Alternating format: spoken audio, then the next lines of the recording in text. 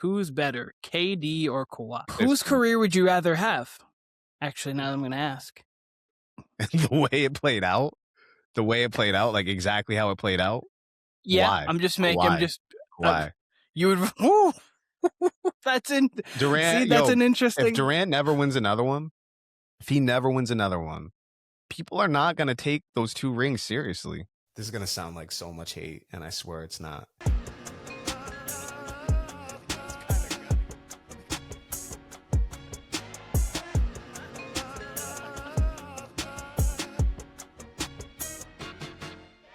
Welcome back to the Warner Brothas Podcast.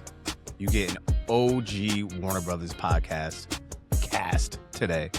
Myself and Keenan. What's up, Keenan? How you doing? Great.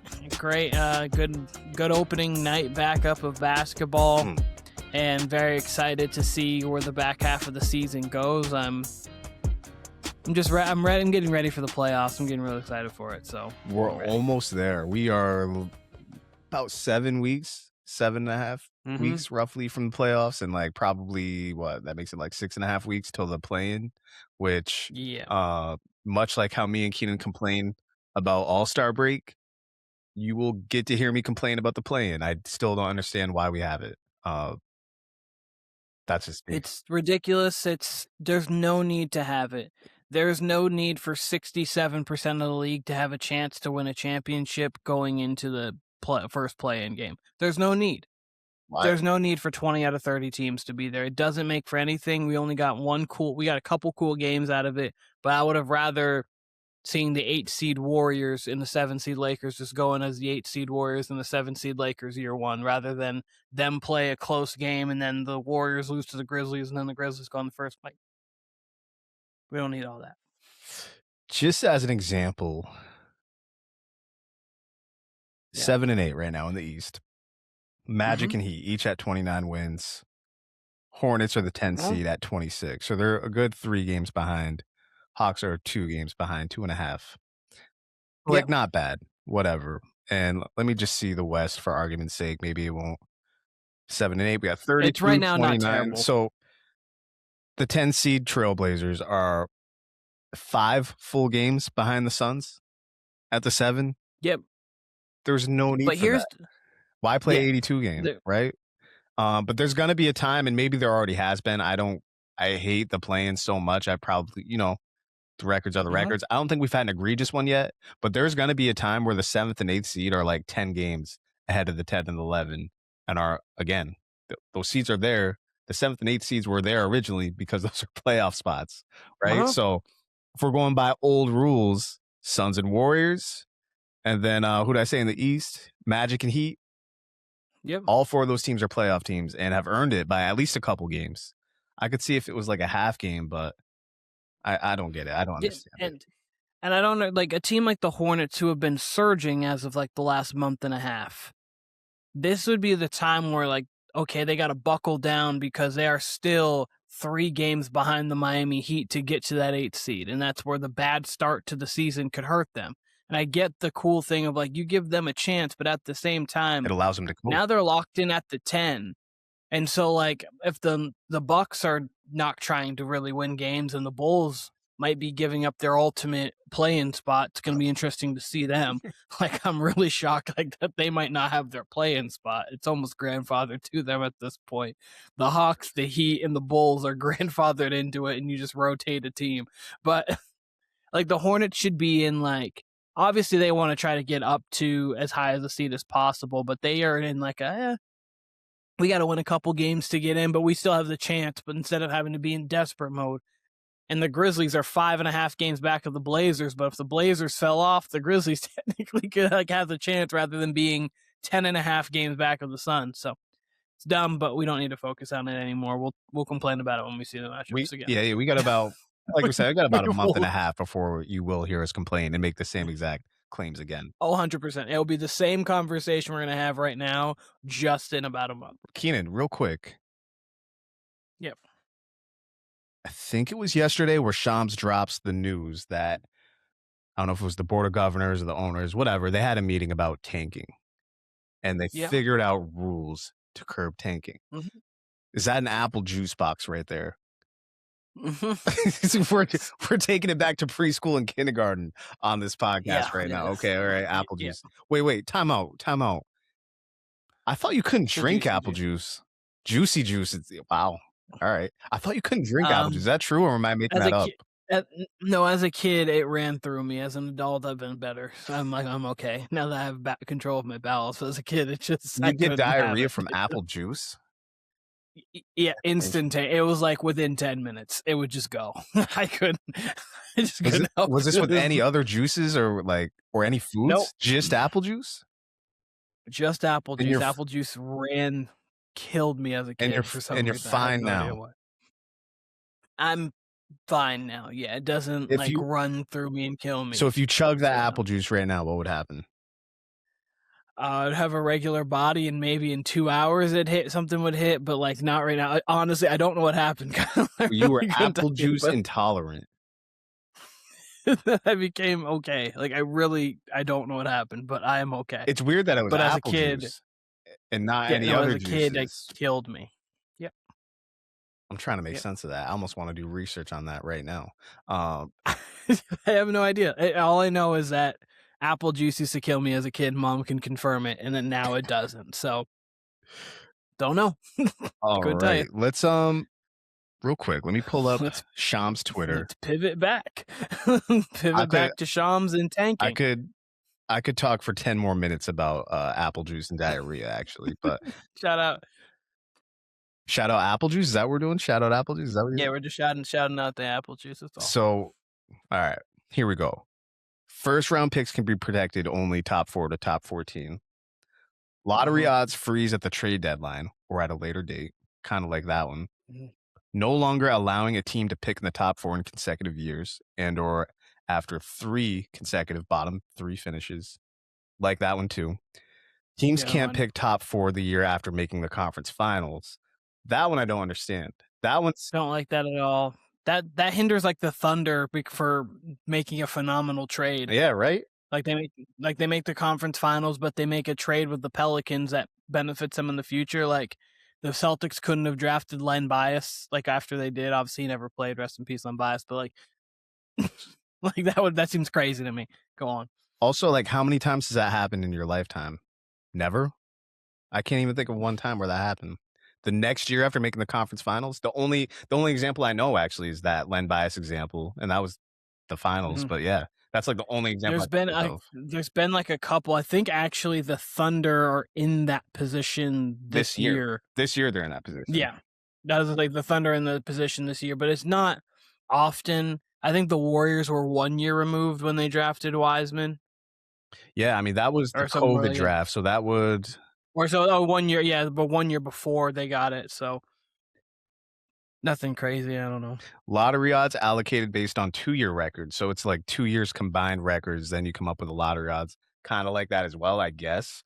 Lottery extended to include all play-in teams. Fine, whatever. That goes into our complaints about the play-in right there. Just eliminate the play-in, and yeah, we get it. Flatten odds for all lottery teams. Cool. That's pretty much what they've already done. I would personally do it just 1 through 10 has the same lottery odds, and then 11 through 14 have the same lottery odds. So technically, it'd be the 10 teams out of the play-in have. If we're going to keep the play-in, I'd like to get rid of it, but it doesn't look like they're going to do that. So the 10 teams out of the play-in all have the same lottery odds. So it's not you losing a bunch of games really makes a difference, and then the 4 teams that make the play-in but don't make the playoffs have the same odds. That would be how I would, to me, would be an easy fix or easier fix, because then what's the difference between losing a bunch of games and not? You might only see tanking at the last week of the season if their team's we're not going to win it all, but we are going to get to the play-in. They might tank then, but that's a week and a half maybe. Which we saw the Mavericks do on the final game of the season, where they could, if they won, they were in the play-in. If they lost, they're out of the play-in. I think there was even less odds than that. And then they tanked it and they got Derek Lively out of it, which is, it's all interesting. I remember actually complaining about that. I don't know. There's so much wrong with the league, and they all seem like simple fixes. I don't think this is necessarily a simple fix, because this has been a problem long before you and I were even born. You know what I mean? This has always been a problem as long as there's been a lottery, as long as there's been, worst record gets the first draft pick type of thing. It works in football because honestly, as crazy as it sounds, there's honestly not much difference between a playoff team and a non-playoff team in the NFL. All circumstantial, all depending, but in the NBA, there's a large difference between your bottom 5 teams and your top 5 teams. So how do you curb it? I do think a lot of these are good ideas. I really do, especially freezing the odds.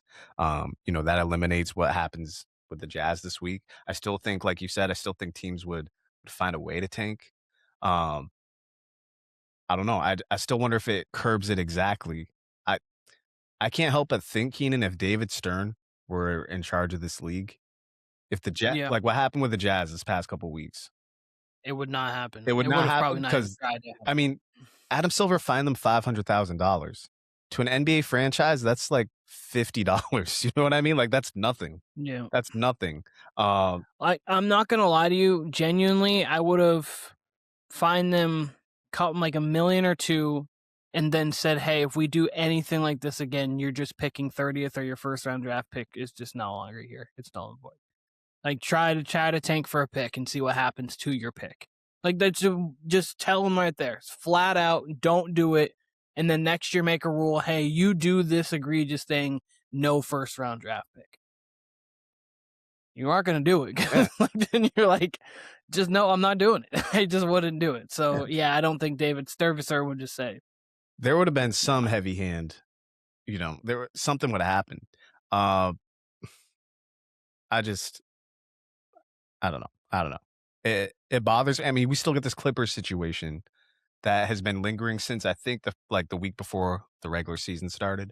I can't remember exactly when that story dropped with Kawhi. It seemed like it was during football season. Like, it seems like football had started already. Yeah, it was. And nothing. We heard All-Star break. Nothing happened. We're now, towards the end of the regular season, still nothing. I don't get it with Adam Silver. I think he's done some good things for the league. I don't think he's a great commissioner overall. Keenan, any comments, questions, general basketball thoughts? I don't even care if it's from history.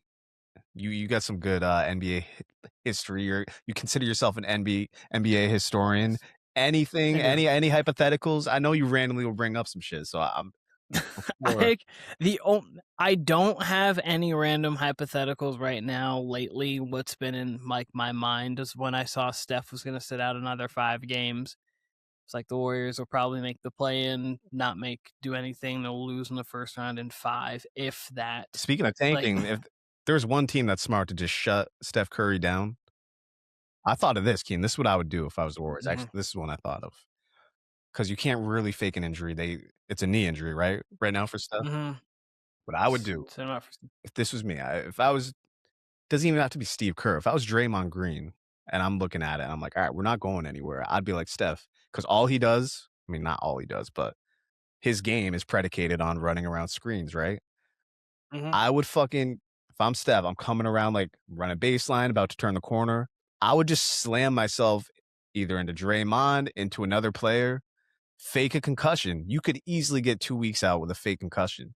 Who in the NBA is going to know?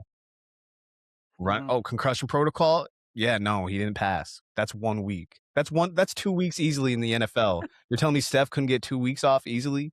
And a team that's going nowhere, especially if Porzingis gets injured. I know Porzingis is apparently going to play for them, but that would be the move. Because what the fuck does it serve them to be an 8 seed and, face the Thunder without Jimmy Butler? If they had Jimmy Butler, that's one thing, but your season's already teetering. Porzingis, who knows? That's what I would do. And as the Warriors organization, would you trade Steph? We've talked where I stand on this. No. You specifically said Steph should leave Golden State. Yeah, Golden State should never. But if you were Steph, no. Okay, so I was just curious what your thoughts were there. That I just couldn't remember your thoughts for Golden State with Steph. I know you said Steph. No, that's get out of here. If I'm looking at it from a business standpoint, from the front office, that's a cash cow right there. You're going to sell out every game as long as Steph Curry's playing, right? So, if I'm Steph though, and I'm still at times most times when you're talking about this season, looking like I'm 29, 28, yeah, get me somewhere where I can, He's still a guaranteed top 10 player in this game. Like there's no argument around it. When he is on the floor, he is a top 10 basketball player. Listen, there's so many teams out there that I look at and I'm like, okay, this team would benefit.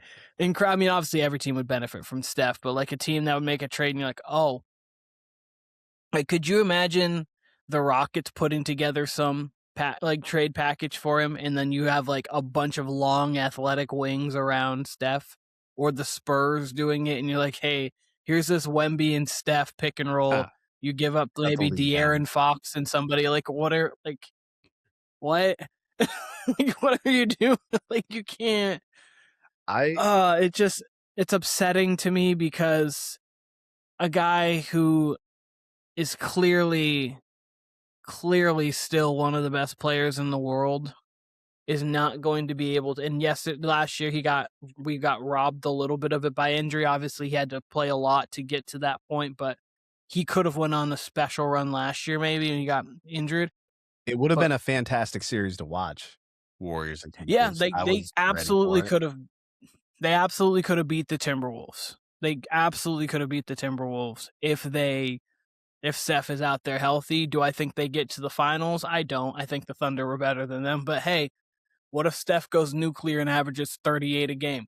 He's a guy who could do that. I just would like to see the greatest do things like the greats do. I just hate being robbed of those years. Like Kevin Durant too. This is another guy. It's like, don't get me started. Missed a lot of playoffs. Don't get me started.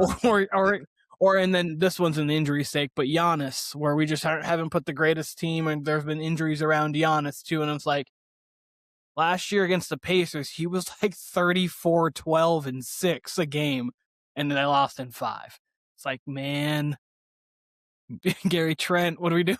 Here's the thing with Giannis. Thing with them, they at least went for it, right? They traded for Dame. Yeah, That's tried. Apparently what Giannis wanted. Dame got injured, and they'd already traded Middleton too, which was like the nucleus, and then Brook Lopez is gone. Okay. And now Holiday obviously was in that Drew Dame trade, so like, yeah, I get where they tried. And you're right. And with Giannis, he's either gonna stay and stick it out, and they'll either have one more shot at it, or he'll get traded. Okay. Here's my thing with Steph, and I get bothered by it every single time I watch the Warriors. I get bothered by it. I'll sit there and watch, and I'm like, okay, they went out and got Jimmy Butler, but pretty sure last year I was like, hey, that's kind of a panic move. That reeks of desperation. I would have waited a year, got a younger star that maybe wanted out somewhere, whatever. But aside from Jimmy, who is no longer his athletic self, even though he is a difference maker, I look at that team and I'm like, how do you not prepare yourself by at least in a league full of, on every team, you got 2 or 3 guys who can create. How do you have a team that only Steph Curry at 37 is your only creator on the team? The only guy who can really drive and dish. The only guy who can penetrate and get his own shot for himself. How is that even possible? I think that, but then what really gets me, Keenan, you look back at those early teams even before Durant. What's the nucleus? Bogut, smart player, big guy, right? Just at its core, a big guy who can play defense and can roll to the rim, get the ball, and knows what to do with it, right? But then besides that, Iguodala, high basketball IQ, knows how to play ball. Yes. Clay, obviously a high basketball IQ. Shooter, and that's another thing. Why not? If you're going to replace Clay, which I guess they tried to with Buddy Hield. So I'll let that one go. But mainly get a creator. But again, the basketball IQ thing, Iguodala, Bogut, Sean Livingston off the bench. Leandro Barbosa. They had Maurice Spates, which ended up turning like they've always had it. We didn't even say Draymond's name. Like we obviously know what Draymond is. Like, yeah, no, their team, their was strength in numbers. That's what they were, and it was because they had 10 guys, if not 11 guys, who could play high level basketball and high IQ basketball. And they're basically like, hey, we've got this superstar. And then we've got this other star who can get you 37 and a quarter, and we're going to just basically put them in the best situations to succeed, and we'll play off of that. And, the cool thing is they still have that superstar that can still go out there and go get 45, can go get 50. Like, he can still do that. He's done it this year. He's put up 45 in back-to-back. Like, he can do it. And they said, let's put athletes and hustle players around him. I don't understand it. I don't understand it. In 21-22, when they did win the championship, that was the worst championship team out of obviously the All Warriors championship teams. But you did have obviously still Clay. You had Draymond. Iggy barely played on that team. Looney, GP2, and then Jordan Poole was the best Jordan Poole really at that point, probably winning wise. And then Andrew Wiggins played very well for them. And then it was just like a Steph masterclass. But that team had more creation on it even then, because Wiggins could get his own shot and Jordan Poole could get his own shot. And then you had your smart guy, just like an Otto Porter Jr., who's just been there. He just knows, like, he has, not that he's like Iggy or anything like that, but he could play a little bit. So there's just things like that on those teams. And that team wasn't great. Like, I think honestly, what you said, but I mean, like, I think they got lucky that year. I really do. I think they got fortunate. They were fortunate. Jokic didn't have really anybody with them. Yeah, you're right. And they got the reason why we look at that team as a true championship team is because they did face a tough Boston Celtic team. They were young, but they were a tough Boston Celtic team. Yeah, and they beat them. So, like, if they would have beat some cupcake, we would have looked at that like, what was this team? But because of that, you had a young Luka with a nucleus that wasn't great. You had a Nuggets team with Jokic and a nucleus that was injured. Which, by the way, I can't even remember who they played in the second round right now for some reason. I think it was the Grizzlies. I'll think about it. The Grizzlies. It was the Grizzlies because John Morant got hurt, which is why that finals run that finals solidified it, because it was a real Boston team that was fully healthy, and just that's the greatness of Steph, which I would love to see more. They got fortunate with Luka, but that wasn't their fault either, because, Phoenix just takes care of business. They were probably the second best team in the league statistically, if not the best. They might have even had a better record than Boston that year. I can't remember. It was roughly around the same. They were, Chris Paul was in the MVP conversation that year because of his, like, what he was doing on that team. And then Luka's given Devin Booker what's still one of the funniest pictures of all time of Luka just looking over at him at his 74-36 game half. Oh man. What a time. Any comments on this KD burner Twitter situation? It doesn't shock me. He just can't help himself. He really can't help himself. And you know what? Don't talk about your teammates, KD, if you're going to do that. I think it was comments about Sengun on there. But other than that, actually not mad at it. Like, do your thing, KD. Why on I just want to know how they got leaked, A. B. I do too. I'm like, who's he talking to? I didn't actually see who he's talking to, because if he's talking to just like random dudes on Twitter DMing him, that's kind of crazy to me. You're asking for them to get leaked. But I don't know. My favorite thing about this was anytime you saw him in warm-ups or coming out of the locker room or going to the press conference on All-Star Sunday, he had his phone in his hand. He had his phone in his hand during warm-ups. I've never seen that. I know it's an All-Star game, but like it was almost like he was like participating in it. I don't know. Yeah. One last thing, Keenan, before we move on to the second half of these tiers. I thought it was interesting. I saw a tweet. I think it was that same day. Who knows? It was this past weekend, but Russell Westbrook, James Harden, Kevin Durant, Hall of Fame journeyman. And it's true. They had him in their, like, all their uniforms, all the teams they played for. And I'm like, man, like, what happened? Seriously, I've probably asked you this. I know I've asked you this, but if someone told you this is how it would have played out in 2012, even in 2018, if someone told you this is how it's going to play out, what would you say? I wouldn't. If you were to tell me between Kevin Durant, James Harden, and Russell Westbrook, when they're walking off the court of Game 5 after losing to the Miami Heat in the finals, and told me that they would have 2 championships between all 3 of them afterwards, I would probably say you're insane. But if they would have told you combined, they've played for, like, and this is not an exaggeration, like 13 teams, 15 teams, 13 teams, whatever, you'd say get out of here. You said they're all going to play a full career. They're all going to be impact players. They're all going to be Hall of Famers. But Oh, by the way, all MVPs. And they're all going to intersect, too. Westbrook's going to play with Harden again. Harden's going to play with Durant again. Westbrook's going to play with LeBron at some point. Durant's going to play with Curry. You'd been like, what the fuck are you talking about? Future Genie, future Keenan, future Kyle, whoever's telling you this. Like, he had, like, Kevin Durant, Thunder, obviously, then the Warriors 3 years, the Nets 3 years, the Suns 3 years, and the Rockets probably will be 3 years. He'll retire there. So every 3 years, he's just like, I'm out of the situation since he left. I don't think he retires in Houston. Cool. I think he's got one more team. You might have one more stop in him. He really might. And then James Harden, obviously Rockets for a long tenure. Nets for 2 years, Sixers for 2 years, Clippers for 3 years, now the Cavs for a year. So Harden's been like every couple years I'm going to be out. Westbrook's the one that gets you, though. The Thunder for a while, then the Rockets 1 year, Wizards 1 year, Lakers 2 year, Clippers 2 years, Nuggets 1 year, Kings 1 year, and it probably will be a different team next year. Like, he is... These are 3 of the 75 greatest players of all time without question. These are probably 3, I was about to say 3 of the top 50 guys of all time without question. 3 separate MVPs.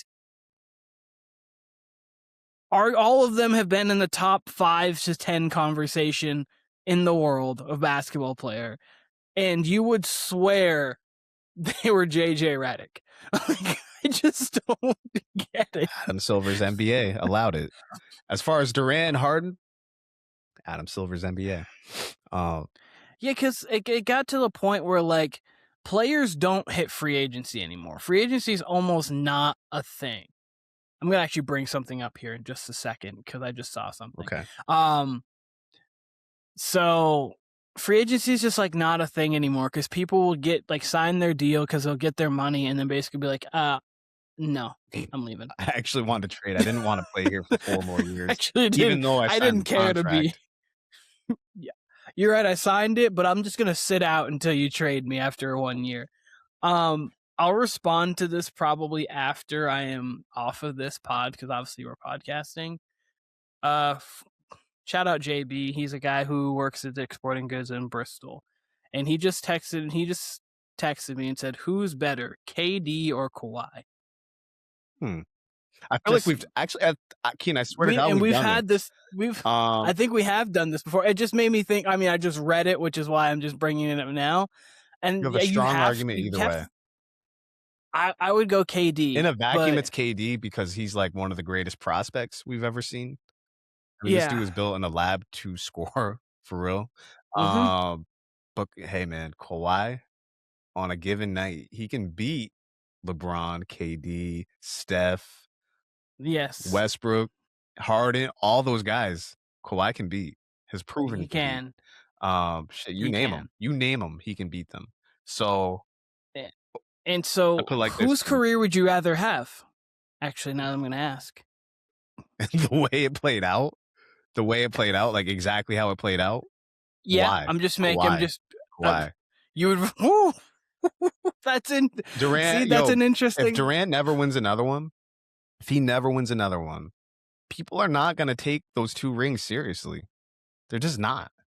They are just not. We knew August 31st of each year, July 4th that first year, 2016, when he leaves, or 2018, excuse me. No, 2016, right? It was after the 2016 Yeah, 2016. It was July 4th, 2016. Kevin Durant is going to... I was hanging out with Trent, sitting in his grandfather's living room. I looked at him and said, NBA season's over. We knew. I'll never forget my phone. Hey, Harrison Barnes, you're gone. Kevin Durant, we're going to put you right here. Every conversation I had that day was like, for real? Like, this is what's really going to happen? We know who's going to win? They did win. We knew who was going to win next year? They did win.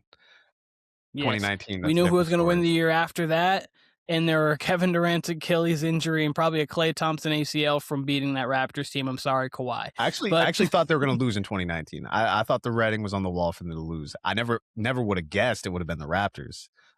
Yeah. Of course, I was all in on the Celtics at that point, and that team, had they put it together, they had everything. But the way everything went, if you're telling me like as is, Kevin Durant goes to the Warriors, I would for sure want Kawhi's career. Those are way more valid than KD's. In a vacuum, though, if you're just his original question, who's the better player? In a vacuum, it's KD.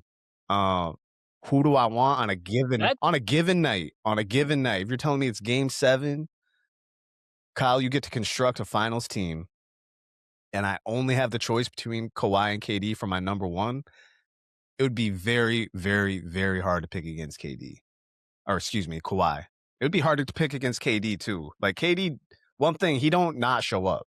He's gonna shoot. If he's gonna go down, he's gonna go down swinging. Kawhi, though, is a big game player. Like, we got proof he's a big game player. There's not many games you can point to in the playoffs and the finals where you're like, oh, Kawhi didn't show up. There's not many of them. There's just not. So I think I would lean KD in all aspects. Fine. So the better player, I think, is KD. You're not wrong. No, I know. I was just saying, this is actually interesting because I did not think you were going to go Kawhi. So KD's one of my all-time favorite players, but I mean, just go look at any big game Kawhi's played in. Tell me if he showed up or not. Oh, he's special. He's special.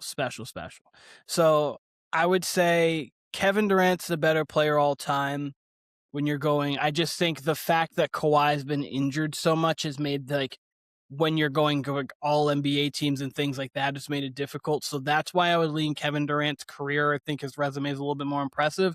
But you're right. Those two like, if you're comparing the two championships for each, it's not a question. Kawhi's are more impactful and Kawhi's are more impressive. So I get it. The only impressive real thing about KD is you can say I was on arguably the greatest team that ever played. Like that 16-17 Warriors team, you can say I was the best player or arguably the best player on the greatest team that's ever been assembled. So that's the cool thing for Durant. But Kawhi can say, well, I know you were injured, but we beat that team. And then I beat Steph, KD, and Bron in finals, and Dwayne Wade. Like, Kawhi has that on his resume. Defensive player of the year on his resume too. So, like, I think it's an interesting conversation.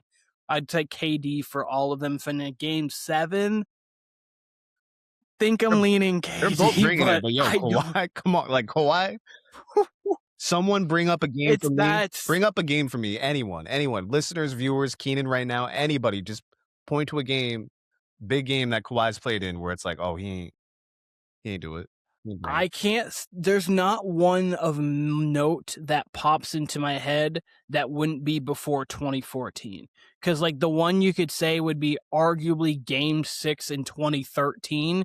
He wasn't great, and he missed the big free throws at the end. But again, he was a young player in the league, and this is back in 2013.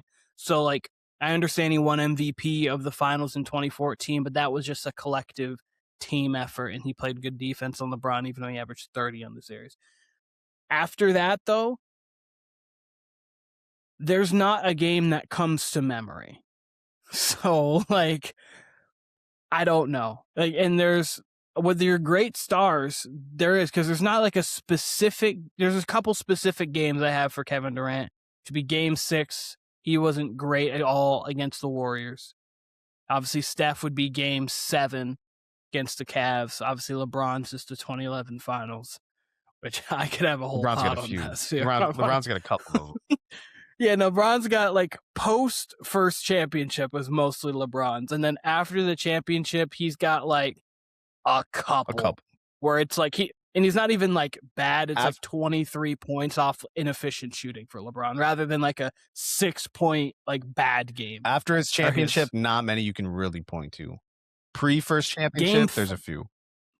Yes. Game 4 against the Warriors, he had like 21 points, and that's in 2014-15 when he didn't have Kyrie or Kevin Love. He had like 21 points and like 7 of 21, which is really the game that won Iggy MVP. So, like, that's kind of really it for LeBron. Steph has a couple of, like, really notable games, but even then, he's one of the greatest Game 7 performers when you come to points per game. He's at like 33, like all that stuff. So Kawhi and Kevin Durant are on the short list too of great performers. So two great players. I got a statement. I got a question off of this topic. Okay. Yeah. One, let's get KD to the Clippers, which probably could have happened this past offseason. Let's get KD on the Clippers so he can play with Kawhi, and we can just I would love that pairing together. at any point in their careers. That would actually be really fun. That'd be really fun. That's one thing about Paul George. Like when they got Paul George, him and Kawhi, in theory, at any time, they're plug and play, which KD is too. Like that's one thing I love about all three of them is you can put them on any team ever that's ever existed, and they're gonna be successful.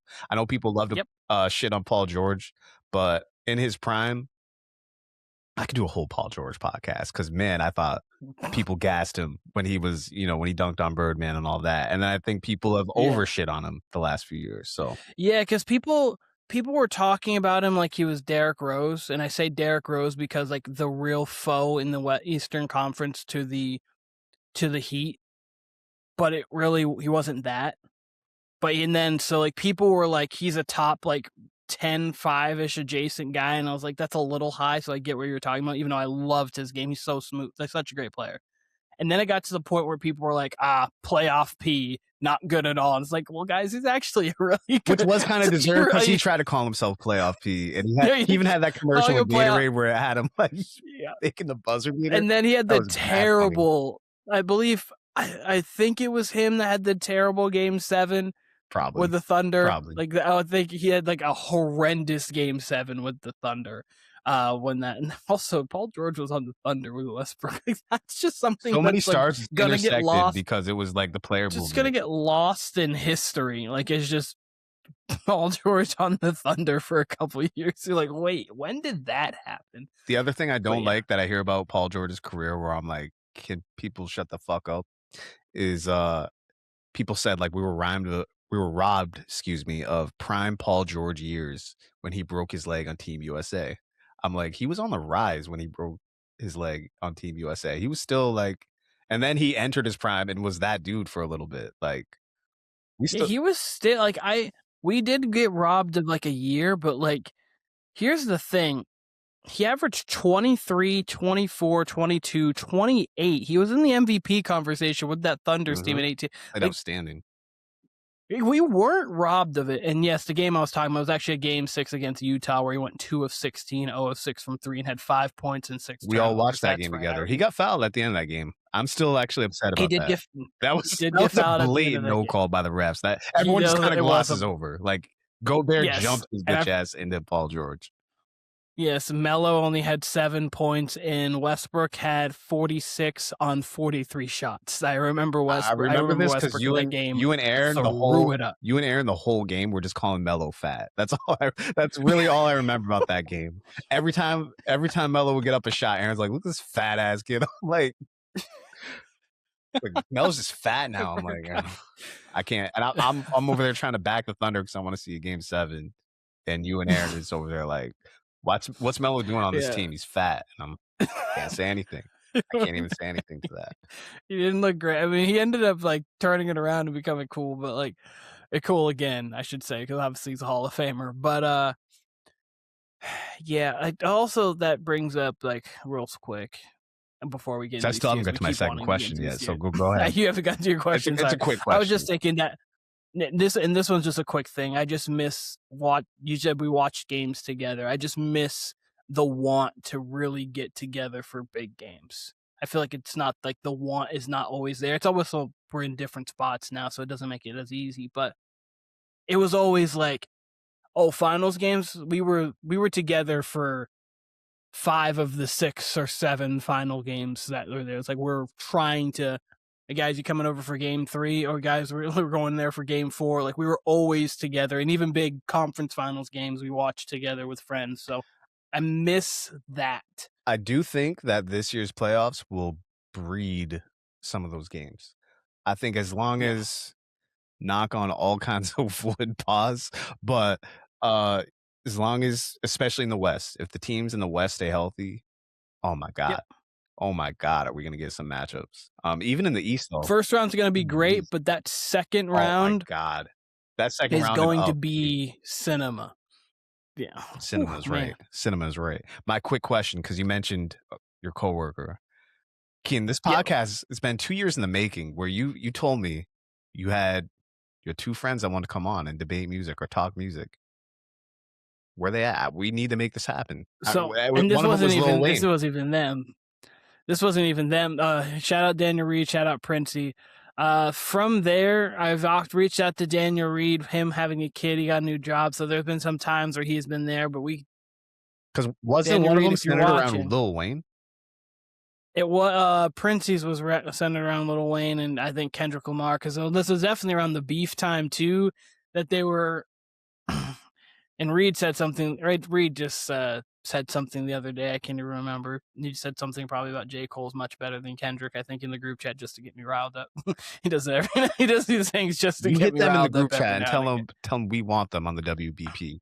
I'm ready to talk rap. People have been defending Wayne's honor this week because someone went on.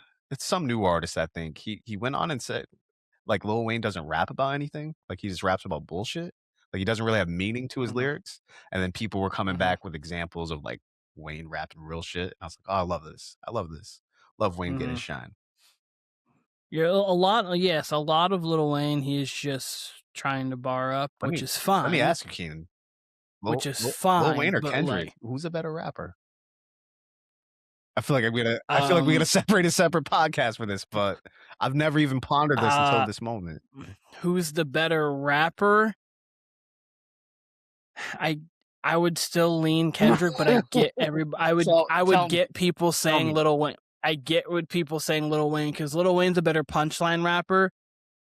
Has great flows, but I think Kendrick's a little better with flow pocket, and I think that Kendrick's a little bit better of a storyteller. But you can argue that, like storyteller, fine. I'm with you on so I think Kendrick's a better storyteller. But I think Kendrick, so if you want to say just pure rapper and you want to say Lil Wayne, I'm not mad at it at all. I think Kendrick's a better artist. It's a debate. Definitely. I think when it comes to definitely better artist. Yeah. So when it comes, putting music together. So if you want to say Lil Wayne's a better rapper, Kendrick's a better artist, I'm not mad at that. I just think that sometimes, like I wouldn't say like the punchline kind of lyricism of Kendrick sometimes can be underrated. I think people like really know like he's a great storyteller when it comes to like putting like how painting a picture. He's really good at that. But sometimes I think his like punchlines are a little slept on. So I think he has a little bit better of a pen than he gives credit for. But when it comes to just being a punchline rapper, Lil Wayne's a better one because that's literally what Lil Wayne does. Kendrick's that's what he does. Kendrick's such a lyricist. He don't even need the punchlines. Like, no, he doesn't. Together, I think he has them. He definitely has them. I mean, he's Kendrick. He definitely has them. Yeah, I think sometimes people almost like don't forget, but like it's just like since it's like fifth on his or maybe third or fourth on his like list of attributes, it doesn't get brought up enough. My thing with Wayne is like in his prime, if we were doing it by like NBA stats, you would say like, oh yeah, from 2007 to like 2009, Lil Wayne, he averaged 50 points a game. Like in NBA terms, that would be my thing. He was kind of like what Kobe was in like 04, 05. Like he was just like that 50 point, like 2 week stretch and just like things like that. I'm talking about the whole year Wayne was averaging. No, I know. I'm just saying like Kobe averaging that 35 point season where he was going insane is kind of like. That's why I love he won on. My fault. Go ahead. No, you're good. I was just saying he went on a feature run. Like I know, but a lot of people say Cole went on a feature run, but like Wayne was like the original, like one of the original feature runs because it didn't end. Yeah. It didn't end. It was like 5 straight years of just gas. That's my thing with Wayne. I love Lil Wayne arguments because his albums, I think I don't want to even say overrated. I don't think his albums are that great. I think they're really good. I think he's got some classics, right? Don't get me wrong. He can't 2 and 3. Yeah, probably. And John and Ray, they would say Carter 1. We actually did our top 3. Shouts to Is the Hype Real podcast. Go check out our last podcast. My guys, John and Ray. We did top 3 Southern albums, and John had Carter 1 on his. I had Carter 2 on mine, and Ray was like, "Yeah, man, Carter 1's the one for me." Like, there's a lot of people who consider Carter 1 a classic. A lot of people that consider Carter 2 or Carter 3 a classic. There's even some out there who consider Carter 4 a classic. They're good projects. All of them are good projects. Like Kendrick puts together pieces of art. You know what I mean? And I think Wayne has that in him. And I don't think we ever got it because, major labels do major label shit. And you get songs like Lollipop from Lil Wayne, right? Where am I going here? The reason why I love the Lil Wayne arguments is because his albums are pretty good to great, sure. But his feature runs and his mixtapes and everything, you put the body of work together, It's unmatched. What he did for 5 years is like literally unreal. That dude rapped 365 days a year plus some. Like, he just didn't stop. And he just gets put into these conversations that no one else would get put into because he just didn't stop rapping and was rapping at an A+ level at again 50 points per game level. So shouts to Lil Wayne. We'll never see it. And anyone who challenges his proficiency, you clearly weren't there for it. You clearly weren't there. That's all I got to say. Yeah, and he even, I'm going to say, and the fact that he even was able to survive the quote unquote fall off is crazy. Like, because there was a point where everyone didn't like him because he was truck fit t-shirt, talk second, skeet first. You know, your girl's a jump off. I hope she lands feet first. Like that little. That's always my example. Like, what's crazy about that? And this, my homie still. It's in the intro. Literally, it's in the intro. You know what's crazy about that? And this speaks more so to how music is now. There's times where I'll listen to stuff from that era where I didn't really love Wayne and I thought his music clearly fell off. And I'm like, oh, this is way better than I remember. And it's probably more of a testament to what we're listening to now rather than how the music actually is. That it's actually just his bad music's better than a lot of people's great music or good music. Well, I mean, he'll have like, and then he'll have like those songs where you're like, what was that Lil Wayne verse? And he's just screaming Young Moolah. And then he'll have a Nightmares at the bottom, it's like thrown in there. And it's like, well, actually still got it, guys. Now he still can do it. Promise. He still got it. All right. Yeah. NBA tiers part 2. Again, hit the group chat. I want Princey and I want Daniel Reed. Get them on. We got music to talk. Sounds like they got good music takes. Get them on here. It's long overdue. So we're actually going to end this podcast here. It's going to sound a little crazy, but you know, me and Kean did a little editing. We're going to go back. We're going to make this a 2-parter. You're going to hear us talking about like us trying to end it in a certain amount of time. Don't even worry about that. Warner Brothas Podcast. This was Kyle. This was Keenan. Enjoy part 2 of the NBA tiers.